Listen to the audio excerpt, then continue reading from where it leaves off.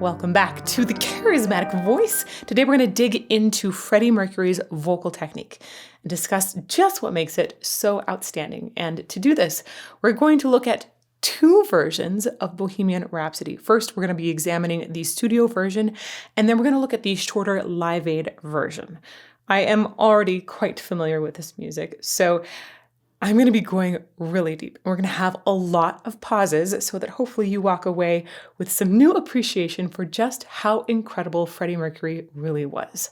Let's get to it. Is this the real life?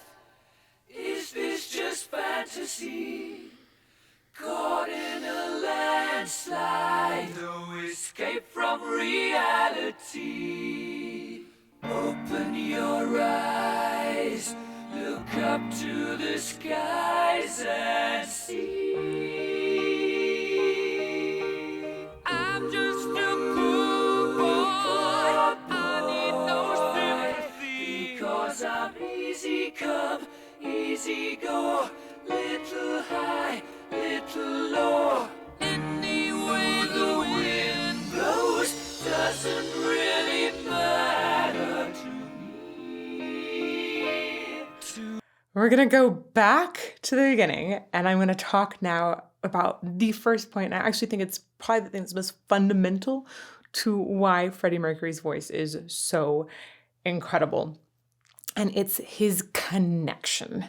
It all has to do with where voice begins. You have to breathe first, and then you phonate, and then you shape the sound in some way. These three steps of voice are repeated regardless of genre. You take a breath in, the breath flows past your vocal folds. They go wacka, wacka, wacka, usually very quickly to create a sound. And then that sound goes through this resonance cavity above, and it gets shaped into vowels and consonants and really, really cool overtones sometimes. In order for an amazing, amazing sound to be created in the first place, it needs to feel connected. There's this sense of support that singers talk about where they're like, oh yeah, I felt like I was hooked in. Freddie Mercury hooks in to his support all the time. It's phenomenal. And we'll talk a little bit about how I hear that. We're going to pause in this section a whole bunch now. Is this the real life? Is this just fantasy? Take note here, by the way, I believe that this is all Freddie's voice. Even though later we see all band members in the video, I believe that the tracks are all Freddie's voice at this point. And you can hear a certain similarity in them. Yeah, there's some electronic elements that we're hearing as well, but there's a certain similarity to the tone. And when you have that, it almost like creates this like extra, it almost feels like an extra reverb or sort of extra resonance. In the same way that when you find a voice in choir that's really similar to yours, you have this feeling of like, whoa, like an external crisis sometimes. So all Freddie's voice here, and check out how well each of the words are linked together in every voice. Is this the real life? Is this just fantasy? Caught in a landslide, no escape from reality. So already there on landslide and no escape, there's some bigger leaps happening, but it's all gooey between the leaps. When I talk about connection, sometimes I'll talk about legato too. We want it to feel like there's Laffy Taffy in the vocal line. Like it just stretches like this the whole time. So gooey is good, but not necessarily like sloppy, just connected, right? We don't like globs of stuff all in between. So we get this idea of a very smooth transition between large leaps. That's really hard to do and be really specific in the voice. Landslide, no escape from reality. Open your eyes, look up to the skies and see. That and see is a great example of a big leap that still feels almost like it's a springboard that is just like still strung together somehow as it's jumping. You can almost visually see that line as the voice is tracing it. All of these phrases feel like they're one long line of energy. The consonants and the vowels are so well thought. When a person is really connected to support and they have a great legato line, we're going to have energy that is more consistent. When we lack that, sometimes we'll get something that feels more punchy. It'll feel like suddenly there's a bunch of sound and then there's a drop in the sound energy and there's a punch forward and a drop. When you have a really beautiful hookup and consistent legato line, the energy is continued through the consonants, and usually the vowels are really well thought of so that you're not losing energy as you go from a vowel that's more open, meaning literally that your mouth is more open, or more closed, like ah and e. Those two will naturally have a different amount of sound energy in them. And a beautiful legato line is almost like compression in modern music technology. It feels like there's this stability and ever presence in it. And I'll go back just a little bit again so you can hear that. Open your eyes, look up to the skies and see. So gushy. I'm just a poor boy. I need no sympathy, 'cause I'm easy come, easy go. Little high, little low. Right. There's this like feeling on each of those lines. It's chromatic and beautiful tuning of them too. But each line is like And that's largely because of this hook into support. Even though it's just a tiny little range and short phrases here, they're still so connected. And that makes us go, Easy go, little high, little low. Any way the wind blows doesn't I love really matter to me. We're going to put this just as like a little in the back of your head moment. Check out the dynamic control. He's already shown this in a couple other spots. When he goes up to me, he actually gets quieter as he goes up to the top. That control is spectacular. And I know that there are going to be lots of other moments when we can get into why that's spectacular later. Wind blows doesn't really matter to me. It's so fundamentally operatic in that support system.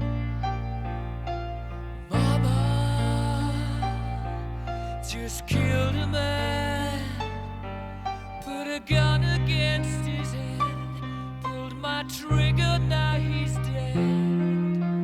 Mama, life had just begun, but now I've gone and thrown it all away. Mama,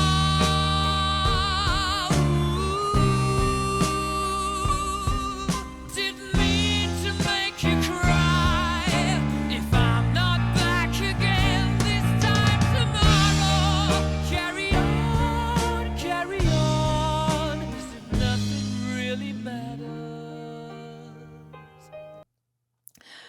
I just love his singing so much. And just in this part, I swear to you, we could talk an hour or more about all of the details in here and what makes it so phenomenal. I can't help but just feel like I'm stupidly grinning at so many moments because I'm just like, wow. Even having heard this tons of times, being back in it, I notice even more things that are just phenomenal. Really phenomenal. Okay.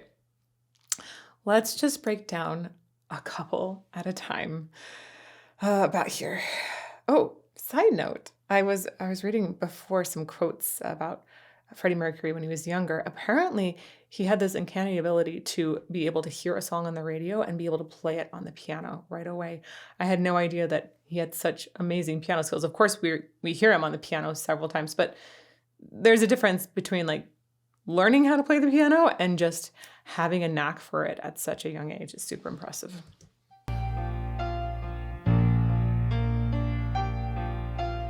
Mama just killed a man, put a gun against his head, pulled my trigger, now he's dead. Mama, life had just begun, but now I've gone and thrown it all away. Okay. I love, actually, I just noticed a new thing that I love, and that's how the drums actually entered at a similar rate to his vibrato, which was what I wanted to point out first. Freddie Mercury has amazing control of his vibrato. He has, at the fundamental of his singing, he has such an operatic way of approaching his voice, and that's fantastic. Additionally, he's bringing the sound more forward in the resonance, which really brings it a more contemporary flair. And then he's adding styling to it that is honestly pulling from so many different genres. It's all his own, I think, at this point. But vibrato is something we often associate with opera. A lot of people do not have control, period, over vibrato, whether or not they have it in their voice or not. And a lot of people, if they have vibrato in their voice, they can't control how wide or how fast that vibrato is. If it's wide, it's how far above and below the pitch it can go. Like, would be a really wide vibrato. Also, a very slow vibrato. If you go, that's stupid, so it's not even vibrato anymore. Freddie Mercury has so much control over his vibrato, but his natural vibrato, meaning that which his voice just naturally will vibrate at without having control one way or the other, is actually extremely fast. We tend to find that rather thrilling. It's actually so fast that it almost approaches the rate of a vocal tremor, but not quite. It's just very, very fast. And it's fascinating in this section. I heard for the first time the way that the drums came in and seemed to mimic that same rate of vibrato. So we're going to go back. Just listen to how well he can control when the vibrato enters or not, and how fast it is. It's very contrasted by the slow piano underneath. Super light there. I love that sigh at the end.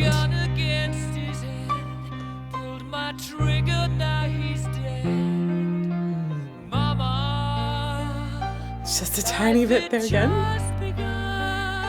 Much more, right?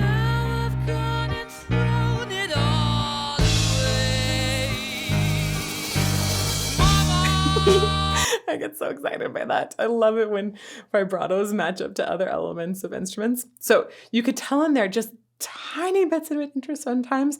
Sometimes, like there was this really pleading moment that went to the top, and it almost felt like there was a shiver of being scared, which goes so well with the lyrics at this point. Another thing, we're going to listen to this section one more time. Well, again, I could pick out tons here. I'm just going to pick out one more thing, and then we'll keep going. There's a way that he catches the air. I just love, and I think everybody should aspire to do this. When you breathe in, it's important that you don't stop the air and then initiate singing. You can do this for certain effects, but it should not be your baseline. You don't want to go, ah, that creates a glottal attack. It essentially requires you to close everything up and then restart it to start singing. Instead, you want to catch the wave of the air. So the air comes in, immediately you start singing on it, and it feels like you're sighing as you sing. Freddie Mercury, in this section especially, you can hear this like cyclical nature of his breath, the way it feels like he's always sighing, almost like yawning at times into his singing. He uses this flow of air so well. Like once he starts singing, he never stops. Taking a breath does not mean he stopped singing. It just means that air is flowing in and the next part of the singing is coming. It never ends. The moment you start to take a breath is the moment you've started to sing.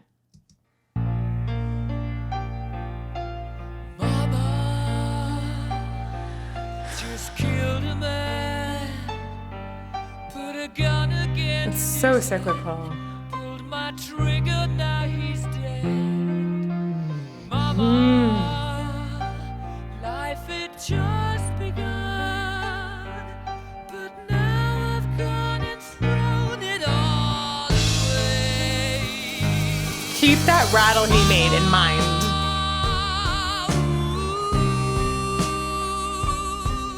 Didn't mean to make you cry. If I'm not back again this time tomorrow, carry on, carry on, as if nothing really matters. All right, I'm going to go back just a little bit one more time, and I want you to start really noticing with me these times we get just a bit of edge in the sound. This is what makes him stand apart as being a contemporary singer instead of just being an operatic singer. One of the things I should say. Every now and then we'll hear this kind of rattle or a little bit of growl that's present in his voice.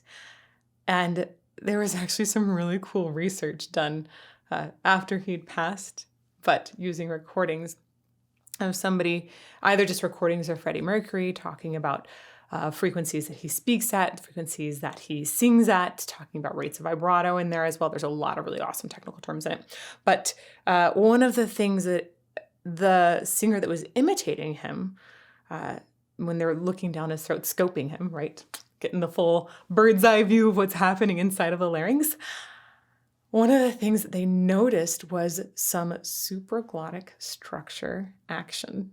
So this means that you have the true vocal folds, right? They go wacka wacka and create a pitch. And then above that, one of the things that the Charismatic voice is actually presently researching with the help of many of you, above that you have all of these other structures that are in the larynx. I like to call them fleshy bits sometimes. And they also collide. I like to say they go smacka, smacka, smacka, because that collision doesn't usually create necessarily a pitch, but rather some sort of distortion of the pitch, some sort of noise, maybe that rattle or growl.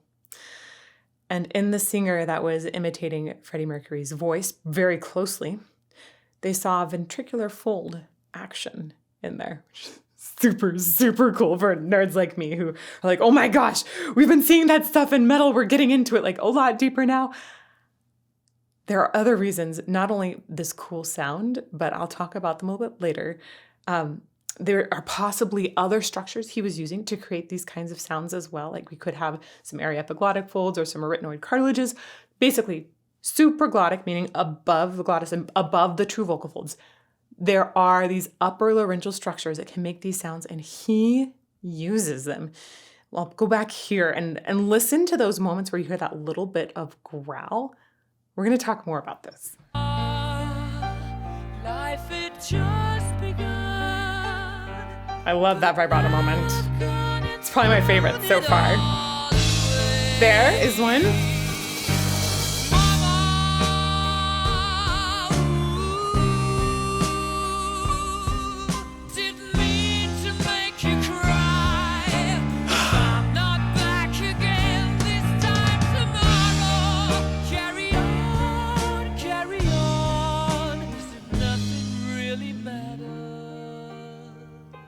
Okay, before we really get into those upper structures, which maybe we'll talk about some more later, we just have to acknowledge how beautiful his phrasing is.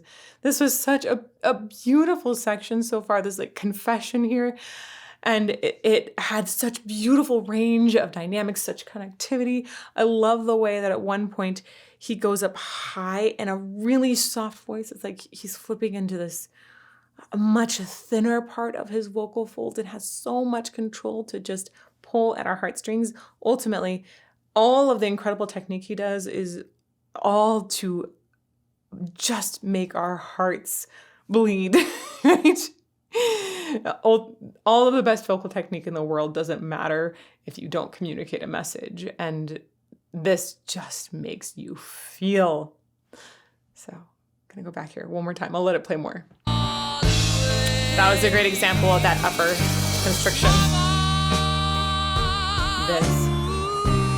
The phrasing. Didn't mean to make you cry. If I'm not back That's carry on. amazing control. I'll let it roll for a little bit longer here.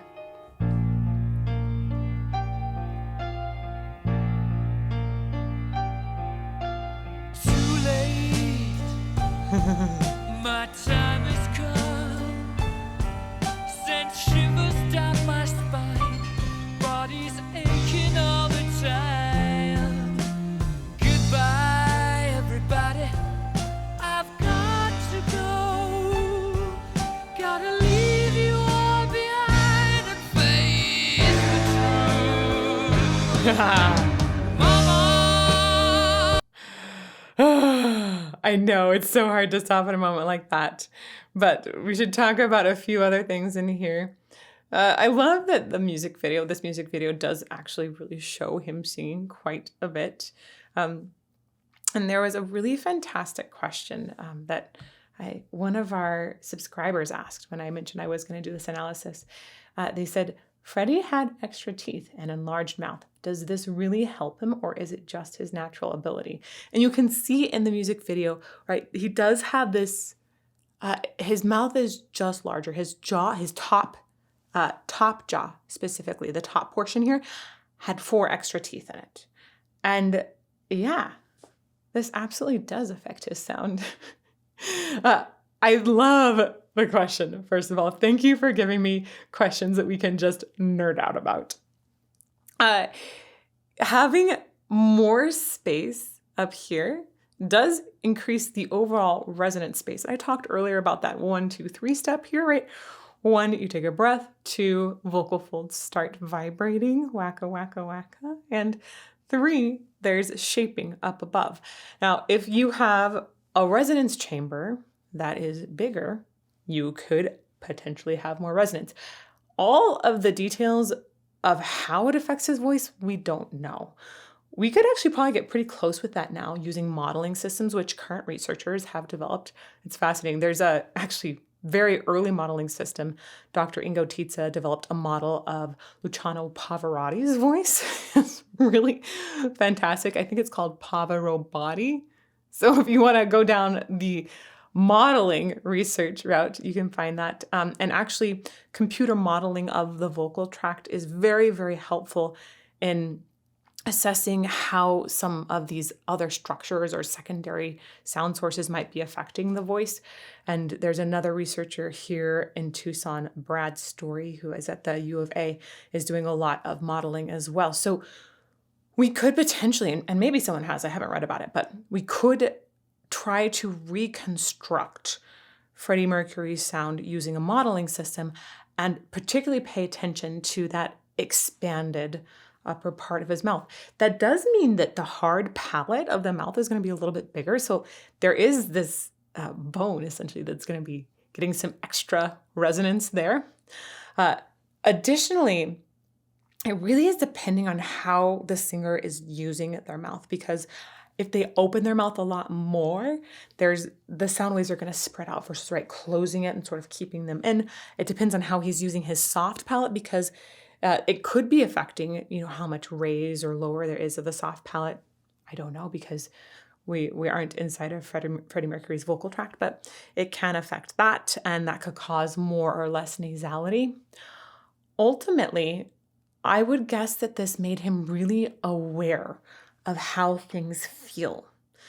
And just having that extra sensitivity is huge for singers. Having more sensitivity allows for more play with the sound. And I can't help but guess, hypothesize, if you will, that having extra teeth made him even more explorative as a young person into seeing what different things felt like, what different sound waves felt like in his mouth. So answer is, for sure, it affected his sound, would increase the resonance space, definitely in other ways as well, but how exactly, we can't really know for sure, but we might be able to figure it out with computer modeling. So we're gonna go back here. I love that in the way that this video is recorded, you can absolutely see how he's working around his mouth.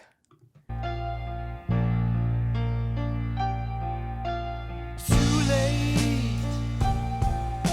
My time has come, sent shivers down my spine, body's aching all the time. Goodbye, everybody, I've got to go. Gotta leave you all behind and face the truth. One other thing I just have to mention here, one of the amazing things about Freddie Mercury's voice is how he navigates registration, meaning there are times when he's in a, what we call a TA dominant sound, there's more thickness in the vocal folds. Some people call that chest register, thyroarytenoid dominant sound. That is beefier. It's stronger. And CT dominant would be cricothyroid. That's when the vocal folds tend to lean out a little bit more. If you think about a rubber band and pulling a rubber band, if you stretch it more, then you get this thinning of it. So CT dominant tends to be more thin on the vocal folds. Going between that, which part is more dominant in the sound, people tend to crack. If they're not trained vocalists especially, they'll tend to crack, right? And when boys are experiencing puberty, you hear lots of those cracks as they're becoming adjusted to different size larynx. But with him and his voice, when he goes between his registers, it's so smooth and so intentionally used to bring a different kind of timbre or color to the voice. This was one of so many fantastic moments of how he really used his natural registration to emphasize the feeling in a phrase. Time. Goodbye, everybody, I've got to go. That's where the flip. So got to go, he flips right there. And there's this like absolute fragility and tenderness as he flips over to the top that wouldn't be there if he'd chosen to stay in that lower register, which he could have easily. He does it in other parts on that pitch, but here he flips and it's so heartbreaking. Hi, everybody, I've got to go. Gotta leave you And still in that CT dominant sound. And then fade, he goes back into the heavier sound. Mama. This is TA dominant.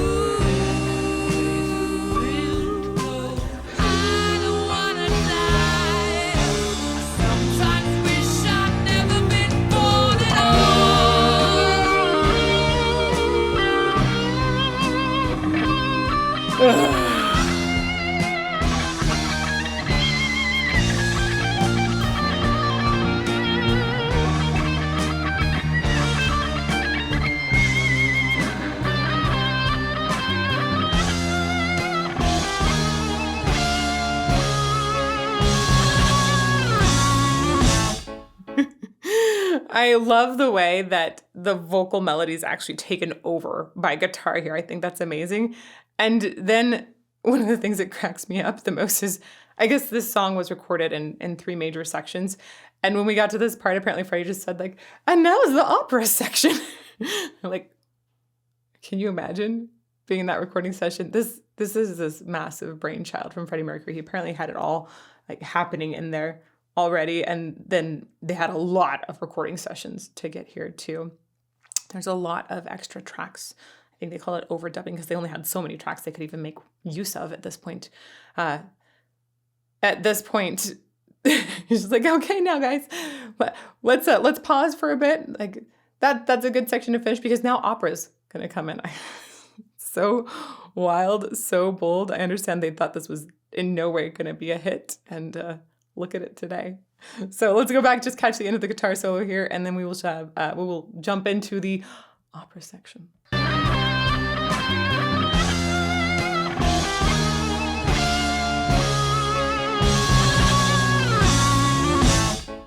So dramatic. I see a little silhouette of a man. Scaramouche, Scaramouche, will you do the fandango? Thunderbolts and lightning, very, very frightening me. Galileo, Galileo, Galileo Figaro. Magnifico!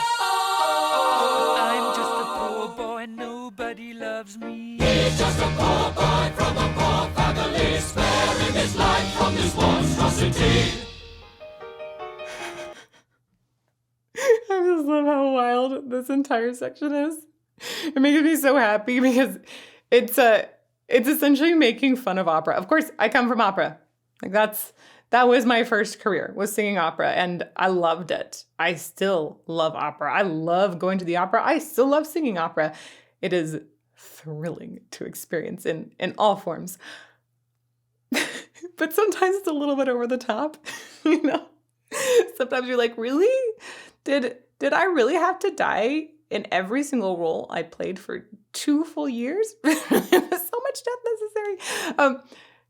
So I think I read at one point that this was actually, I think it was Freddie that said that this was really a mock opera. And that just made me laugh even more. It really leans into that dramatic aspect and explores the voice in hilarious ways. We'll go back and I'll talk about, first of all, like what makes this section operatic, and then some of the things that make it funnily operatic. I see a little silhouette of a man. Scaramouche, Scaramouche. So first thing is, there's more loft in the sound. Freddie goes between loft and bringing it much more forward into a little more twang. Loft is when you have like, it almost, it feels like I've got a balloon, like a little tiny balloon going up the back of my soft palate. Also have some more space in the back of my mouth there. And then if I want to bring it much more forward and like kind of twangy, like I was going into, I could do like a Valley Girl kind of thing here, or even go into twang of a country singer. Y'all. That brings the entire sound so it feels like it's coming more from, has a lot more nasal resonance. The cavity here tends to shorten, have a little less space, and the sound is moving forward. We just sometimes will talk about forward sound for a lot of contemporary music versus opera. It almost feels like the sound is coming out the top of my head at times. Really, if you want to do opera, top of the head and then focused forward at the same time. So you get this beautiful chiaroscuro balance, which Freddie Mercury has everywhere in his voice. But when he goes into more opera, there's definitely more loft in the sound. And there's other things as well, but that's one of the ones you can immediately notice.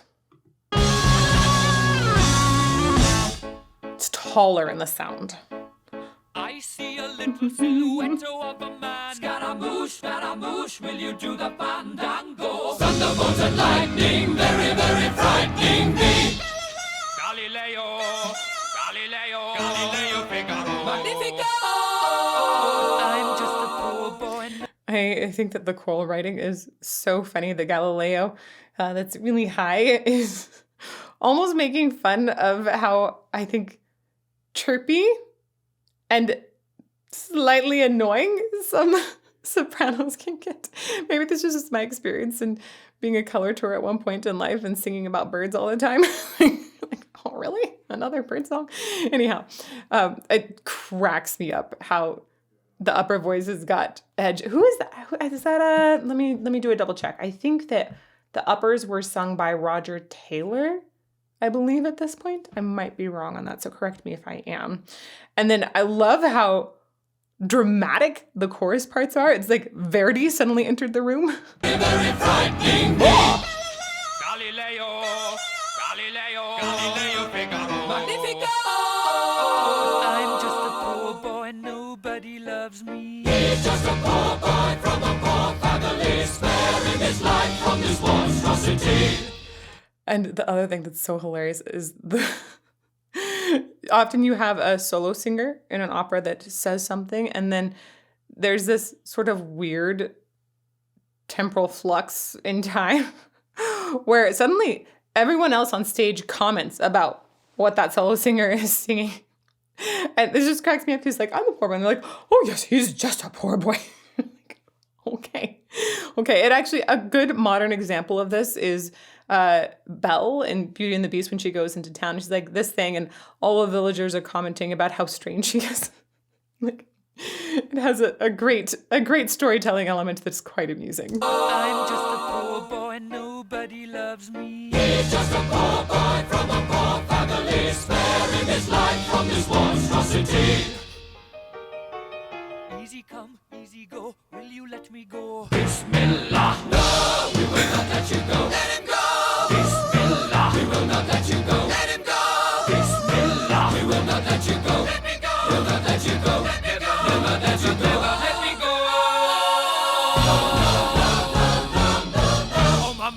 mamma mia, let me go. This is so fascinating to actually hear a little more in depth now. I mentioned earlier that I've been doing more study and really conducting research in harsh vocals, in vocal distortion. And when you hear him in his lows here, there is distortion edge on the sound. I think it's right. Oh, mamma mia, mamma. There's quite a bit in this sound, this kind of extra growl on it, which when I was listening to Freddie Mercury, I've always noticed that there's been a little edge on his sound, but I never understood how that might be created and how that might serve the rest of his voice, which is so fascinating. This sound of extra distortion, I believe, is going to be made in a supraglottic structure. So probably not the true vocal folds, but something that's above, and likely ventricular, because those, and that's the false folds. Those are right above the true vocal folds, by the way. That's what's used in tube and throat singing, is false folds and true folds at the same time. So that was also what they saw in this research trying to understand Freddie Mercury's voice, was that the singer that was able to create a very like sound was using a little ventricular folds. We've also found that the ability to manipulate some of those upper laryngeal structures very likely has an additional benefit to the overall singing voice. There's a lot more research that needs to be done in this area. Okay, this is just very early, but I did recently, I came across this amazing poster presentation from some colleagues that was talking about how those upper constrictions in the voice can be used therapeutically for both voice disorders and for helping the singing voice. So if there's a little more closure in some areas of the voice, that actually helps redirect air pressure back. And that can help stabilize the larynx. It helps do something called squaring up the vocal folds as well. Basically, it can create more efficiency in the sound. If you've ever done a lip trill, tongue trill, or sung through a straw and noticed how it makes the voice more efficient in sound, it's the same thing, SOVT, semi-occluded vocal tract exercises, and you can actually create those inside your vocal tract by using some of these upper constrictions. This is like cutting edge research, you guys. This is barely starting to be explored. Again, thank you to many of you who've supported our Kickstarter to fund vocal research. This is one of the things that we are specifically looking deeply at. And it's so fascinating that this new information actually applies to Freddie Mercury. One of the reasons that he might have such incredible efficiency in his sound is because of his ability to manipulate this upper structure. If he can bring it a little bit closer, it could actually help with the phonation, making it even more beautiful. So I love hearing it in this opera section, because that's a sound that we stay away from like crazy in opera. But I hear it here and I realize, like, this, I know it's the past, but this actually might be the future of some opera training, where we say, hey, we want you, opera singers, to engage in this upper laryngeal distortion as a tool to learn how to sing high even better. Okay, back to Freddie Mercury here. Now that every time that you hear this sound, you're going to be wondering to yourself, I think, oh, what's being used to create that? And does that help his voice on the whole? Oh, mamma mia, mamma mia, let me go. Beelzebub has a devil put aside for me, for me. The lyrics are amazing. And yeah, that high note's amazing. The vibrato on it is fantastic.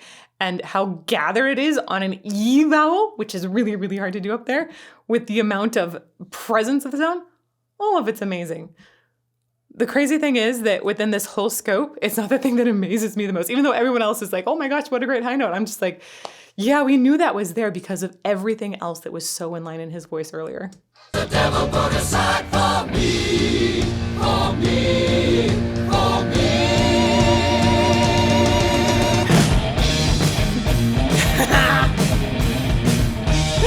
I just love it when we get to this.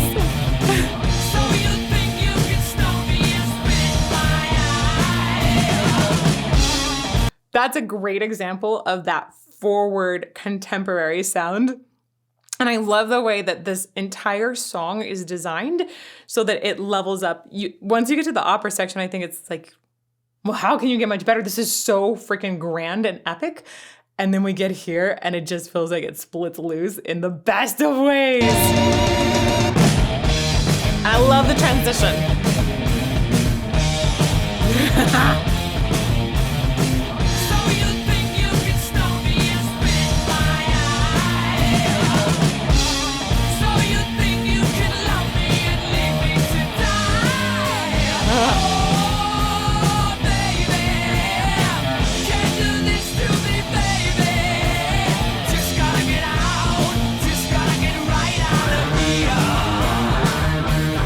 That was a great use of a here, the enunciation of here.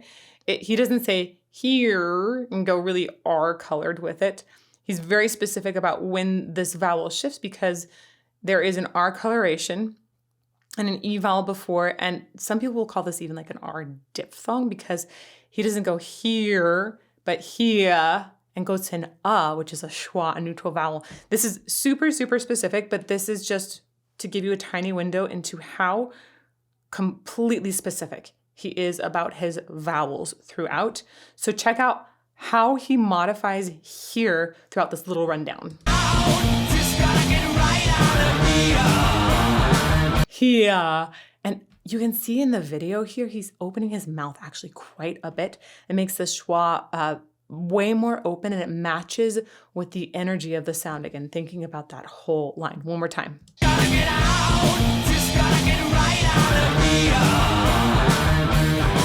One other thing, we're gonna go back to the beginning of the section and watch it one more time after I read you a quote that's from Montserrat Caballé, legendary opera singer that made an album with Freddie Mercury. I love this. She was so amazing. And where is it? Okay, I wrote it down here because I wanted to let you all know this really cool quote from Caballé. The difference between Freddie and almost all the other rock stars was that he was selling the voice. He's so theatrical. I love the way he uses his voice to present the story and engage with the audience. I'm really excited to go to the Live Aid version later because Live Aid is so legendary for how well they engage with their audience.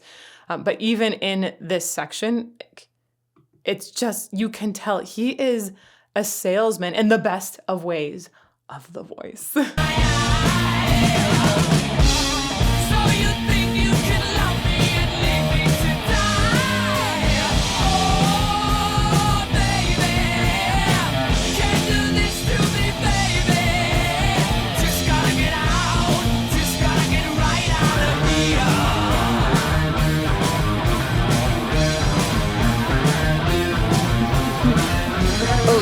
I love the line here.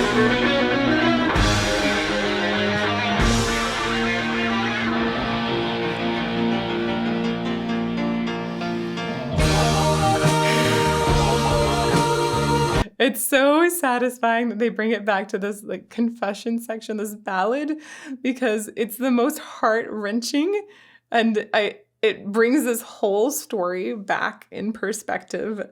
I love the overall construction of this song. I love it. It's also just so progressive in nature. It feels wild that something like this could be created so early in time to me.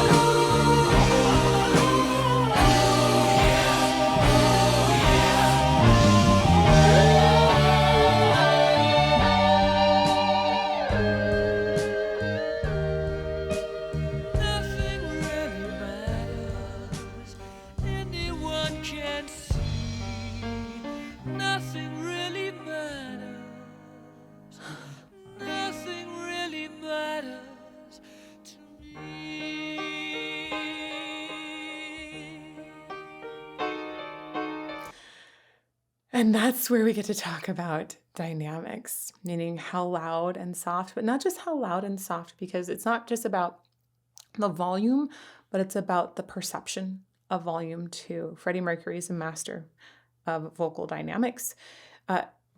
We perceive a sound that's more condensed, that is more focused as louder, and a sound that is airier as softer as well. So it's not just about, can this be really, really quiet, but also can it be breathy? That helps make it sound more quiet versus if it's really narrow and focused and then really narrow and focused and loud, right? All of these go into vocal dynamics. And being able to crescendo on one note and then decrescendo on that, sometimes we'll call that mezza di voce, or sometimes we'll call it hairpin dynamics, like two hairpins going back to back, or like two bird beaks. That's considered one of the harder vocal maneuvers. Actually, it requires a lot of control and stability because naturally, as people get louder, the pitch wants to go higher. Also, it becomes more unsteady. So things like vibrato become more difficult to control. He does this amazing hairpin dynamic at the end. And this entire section, I'm going to go back a ways. Notice that he's really brought more breath into the sound. We get this return to this sigh throughout.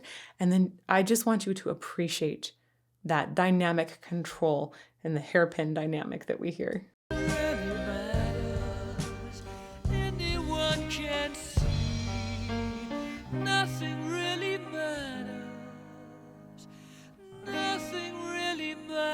So connected.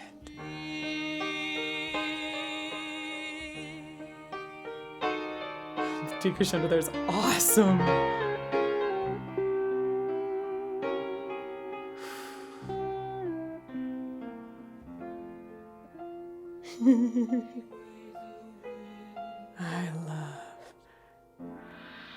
I love the recall to opera there at the end as well. All right, let's hop over to the Live Aid version. Live Aid version, here we go.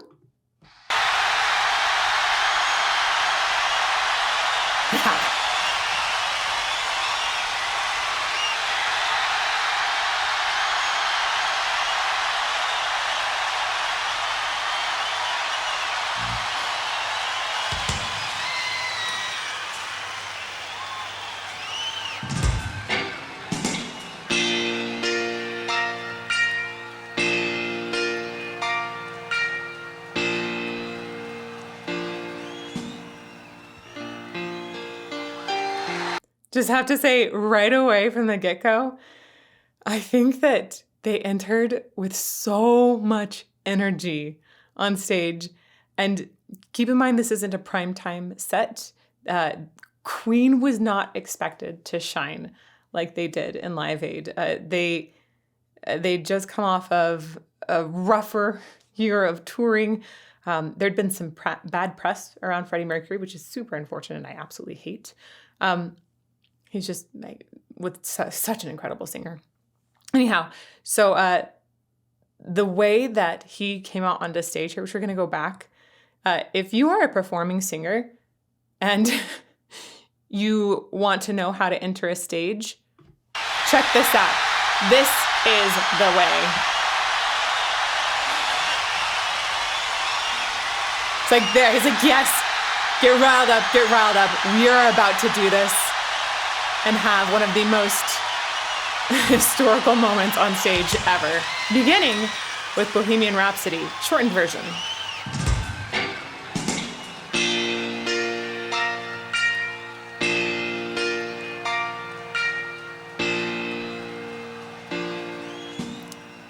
I'm curious what he was adjusting there.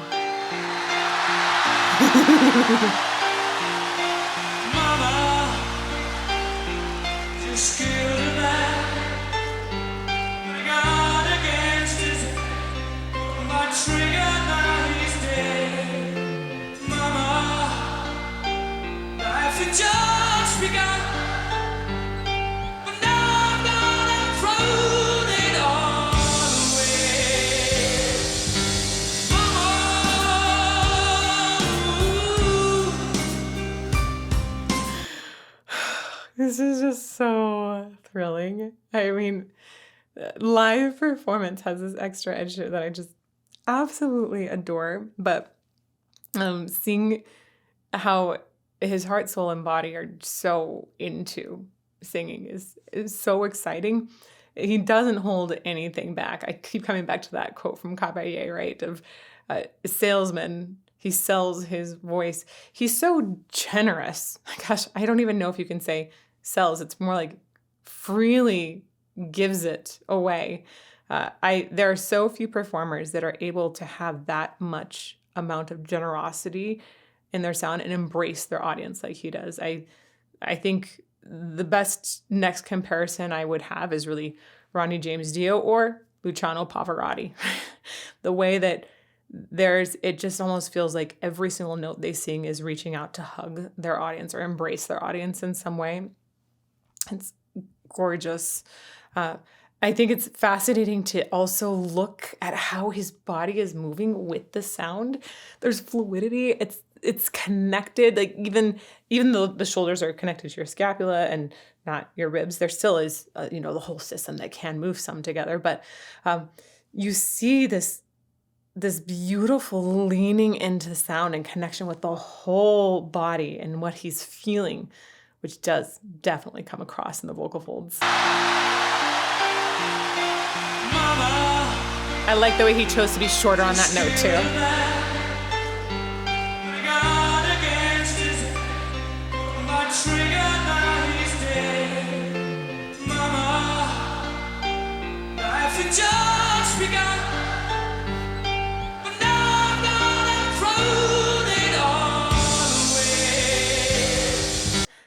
Two things to notice in there. He used the same vibrato going into the drum set here that he did in the studio version. Sometimes studio versions, I like to think about them as like the ultimate of how the artist imagines the song could be. It lets artists to take this grand idea and actually put the right sound to it. It's so hard to achieve something like that live. Sure, backing tracks can help a lot on stage, but especially in a setting like this, you're not going to get the same studio sound. So there's got to be a different kind of vision for this. But in studio, you can re-record and re-record and re-record. And I was wondering if he really had that much control consistently of his vibrato. And then you hear a moment like this, where it's the same rate going into the drum set that we heard in the studio version. I think that's amazing. Amazing. And then on top of that, we also heard that extra, just that tiny bit of growl in there, just that little edge, I think, of ventricular folds possibly entering into the sound or one of those supraglottic structures being involved. Shoulder action.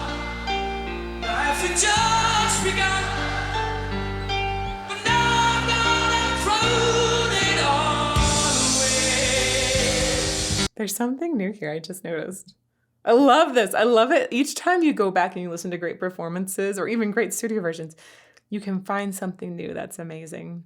That's why you should listen to them over and over and over. He actually rushes the beat a little bit here. Sometimes that's a mistake from artists. I don't think it's a mistake here. It creates a sense of urgency. Life has just begun, I think was the phrase that he rushed it on. Went just a bit ahead. He's playing the piano here, so he gets to choose what the beat is. And rushing it ahead, it has such urgency to it. Like, he's so excited to get into the set, and then he settles back into the beat. You heard how just it felt like it anticipated the beat just a little extra.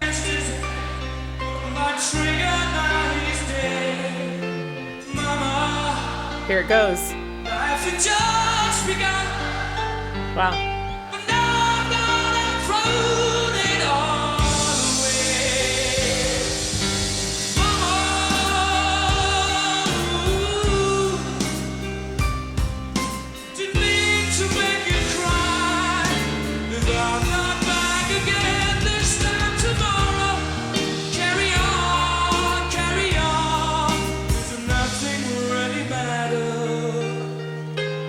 Also, I have to say, Live Aid is partly incredible just because we get really brilliant live angles on a lot of these artists. And it's important that we're not just listening to studio versions even though that can represent the greatest ideal of a song that an artist had.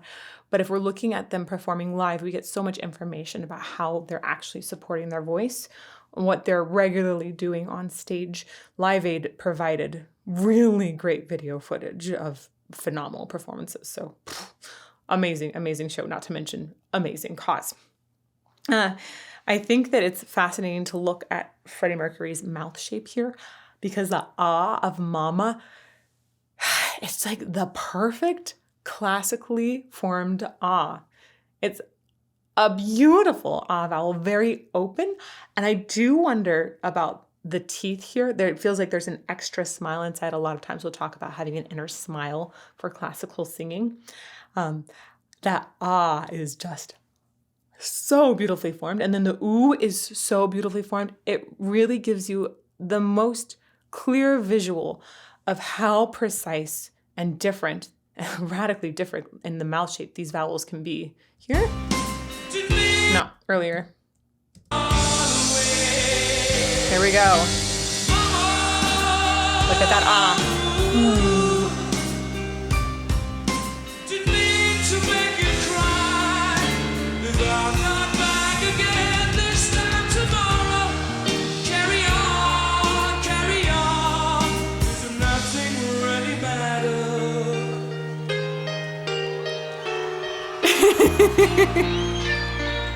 So I've read so much about how much of a huge splash this made at Live Aid and how it really launched the band into this next stage of their career.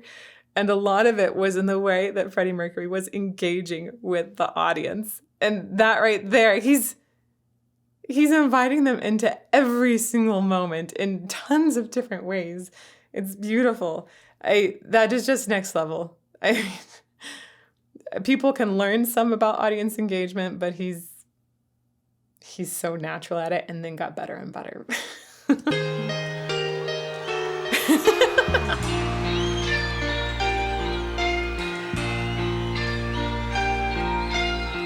late, my time has come, send shivers down my spine, body's aching all the time. Ooh. Goodbye. I love the way you see him pull back with all the time. You could feel that entire shrugging motion throughout that whole phrase. That was fantastic. You also can see really easily how when he takes a breath and then leans into the mic, it's very clear how there's no holding of the breath that I talked about in the earlier version, how you can hold, close down, and then go, and that's not ideal. He takes that breath and then immediately into the mic. You can see it throughout in his body motion. So great visual representation of that cyclical breath. Time has come, send shivers down my spine, body's aching all the time. I love that movement.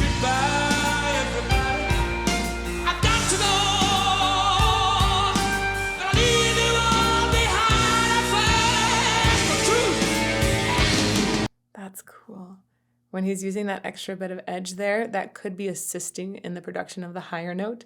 But the way that he attacks this entry into the higher part initially, it is extremely operatic. It's using that really full sound again, where I talked about more TA engagement, meaning it's a thicker vocal fold going wacka, wacka, wacka. You're going to get usually a louder sound, a thicker sound is a good way to put it, rather than the thinner sound. He takes that up high here, right? Instead of flipping over into that soft crying moment.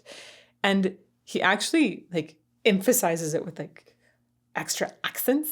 It makes it feel more Verdi in nature, which I also referenced for the opera section. I bet you, I'm really curious now actually, which operas he liked the most. I don't know. I know he was into opera, but I have moments of this that feel like Verdi, also moments that feel like Mozart, like some of the more dramatic Mozart roles. A little Constanza mixed in there, if you know what I'm talking about. Send shivers down my spine, body's aching all the time. Goodbye, everybody. I've got to go. Gonna leave you all behind at first, but true.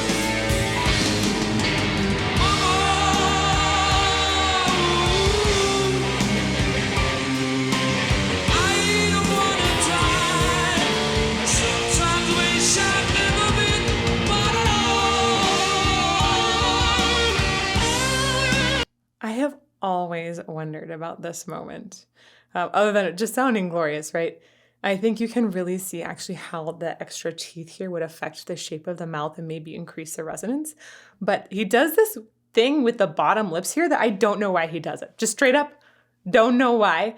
Sometimes when we're holding out a note in classical singing, we'll have this idea of reiterating the vowel to try and keep it super fresh. So it might be that, but I really don't think it is. I think it's something else. I don't know why he does it.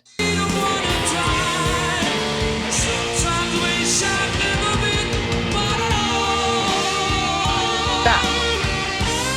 Gosh, that's actually hard to isolate. I'm just doing, I hope you guys are all trying to do that too, because I can't look silly all on my own. I can. I'm totally fine with that. I'm confident enough to just move my mouth in weird shapes on my own, but try to do it. Keep the top isolated and just the bottom. I think I've got it now. Okay.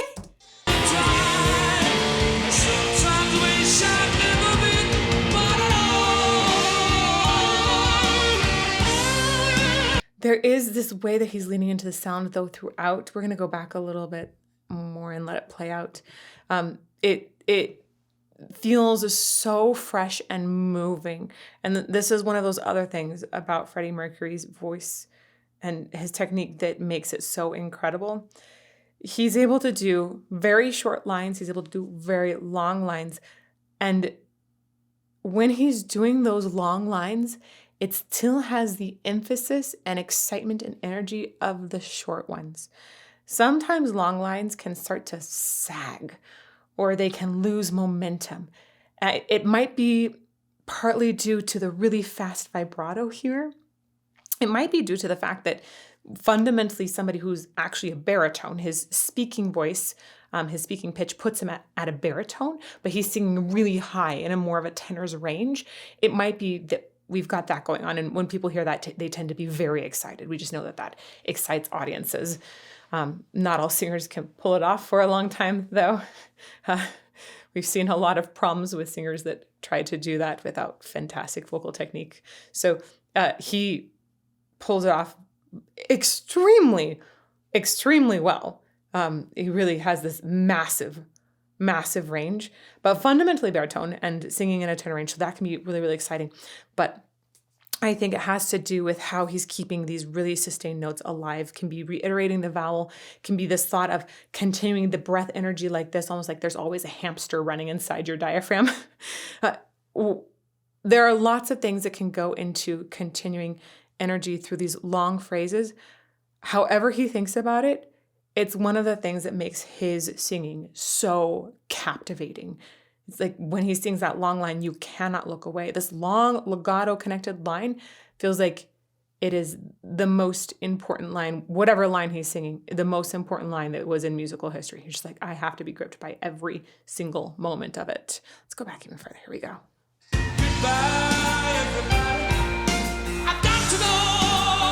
Right. It's so urgent.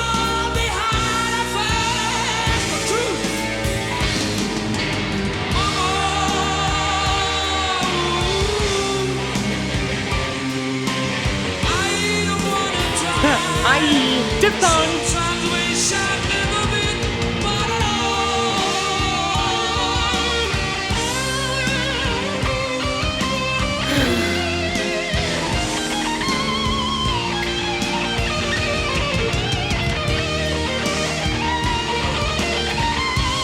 Look at him engaging.